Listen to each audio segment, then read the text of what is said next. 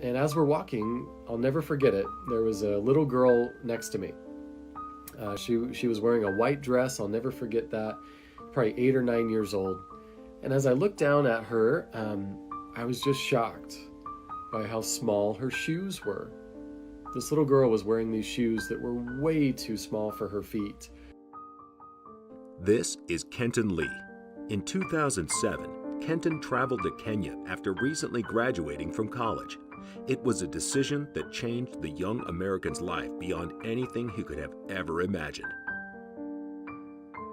While working at a small orphanage, Kenton experienced the desperate poverty children had to endure in their daily lives. It's tough for kids in developing countries and in countries where they don't have adequate sanitation. It turns out the kids grow up in a context of really extreme poverty. It was particularly heartbreaking for Kenton to witness children walking around in totally inadequate shoes, often too small for their feet. That day, Kenton knelt down next to the girl in the white dress. And right then and there, right in that moment, I thought, wouldn't it be nice if there were a pair of shoes that could adjust and expand their size? Wouldn't it be nice if there was a pair of shoes that could grow? But why are shoes so important? First and foremost, the health risks of inadequate shoes or having none at all are very real. With no protection, children are prone to catching soil-transmitted diseases through cuts and injuries on their feet. Insects known as jiggers pose a particular danger to unprotected feet. These nasty parasites burrow into the skin, multiply, and cause body parts to rot if left untreated.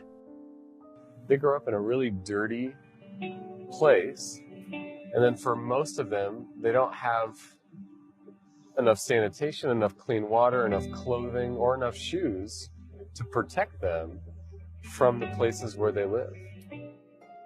To make things worse, children without shoes or adequate footwear are often denied access to schools.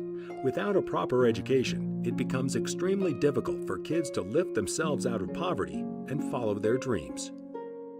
Around 300 million kids worldwide don't own a pair of shoes, and countless more have shoes that don't fit properly. While a number of charities send shoes to impoverished countries, children quickly outgrow them and never have them replaced. In any case, these sobering statistics left Kenton in shock. Determined, Kenton returned to his native Idaho and set up the Shoe That Grows scheme with a dedicated group of friends. Initially a side project, their organization grew into something much bigger. I'm a part of an organization called Because International, and our first project was trying to create a shoe that could adjust and expand. However, Kenton's team was met with resistance from the very start. So they said it can't be done and that it's not a good idea. No way this will ever work. But we didn't listen, and we just did it anyways.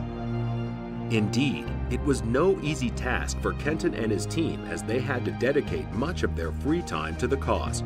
The road ahead of them was long and required painstaking efforts. And we jumped in together, and it took us 6 years. 6 years of trying to make the design, trying to get that first prototype, trying to make a first batch of these growing shoes. But they finally did it. They created the Shoe That Grows, a shoe that expands to 5 different sizes and lasts for years.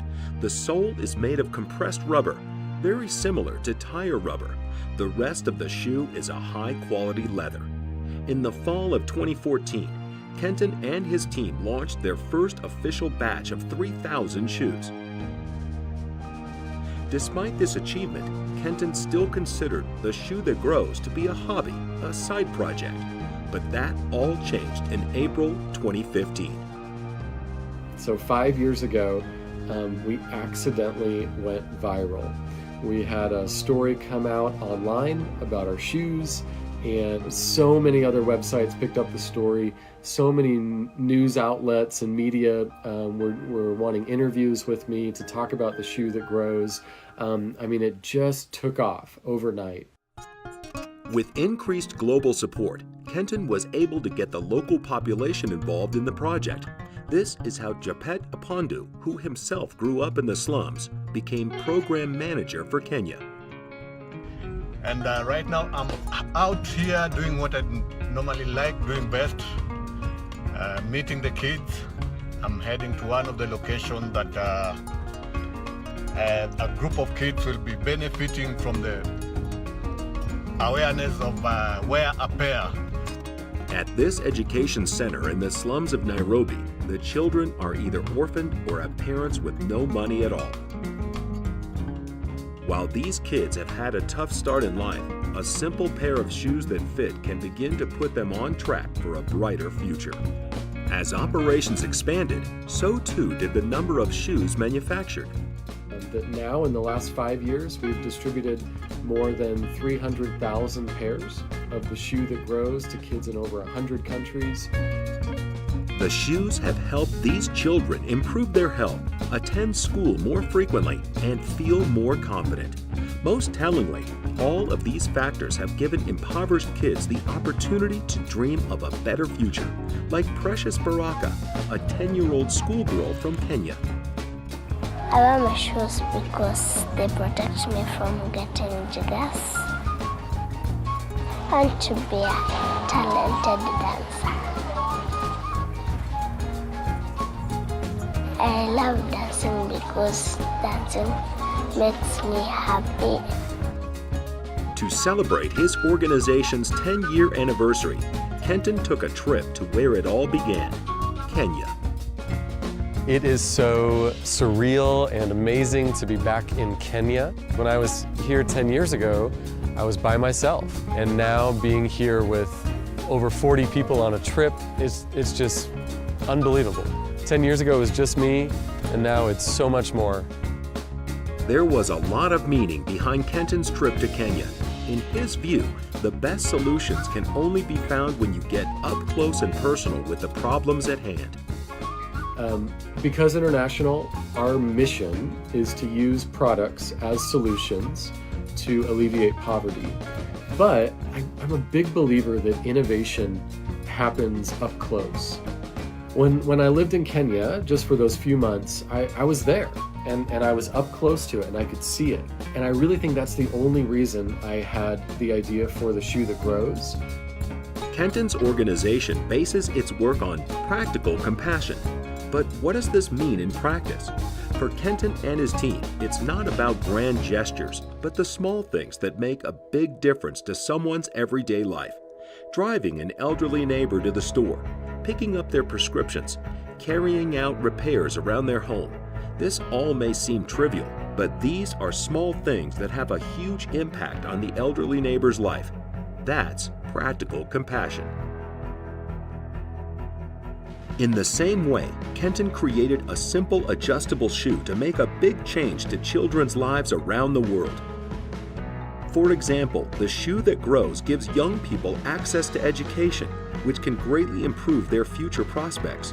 Jose Jr. attends the same school as his sister, Precious. At morning, I always prepare myself with the uniform I go to school. The favorite thing to do at school is reading storybooks. I like learning social studies because of histories. That's George, a friend of Jose Jr. and Precious. They all have big plans for the future.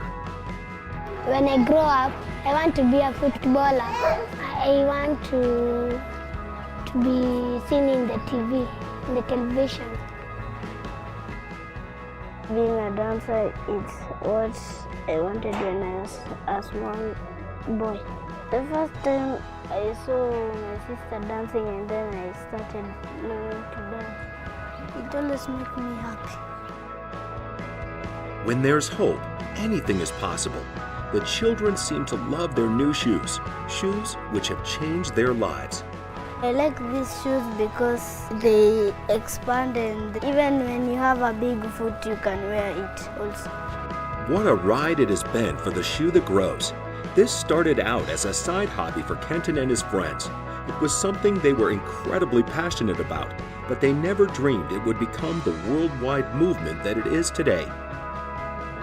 Along the way, hundreds of thousands of kids have benefited from the scheme and can now look to a brighter future.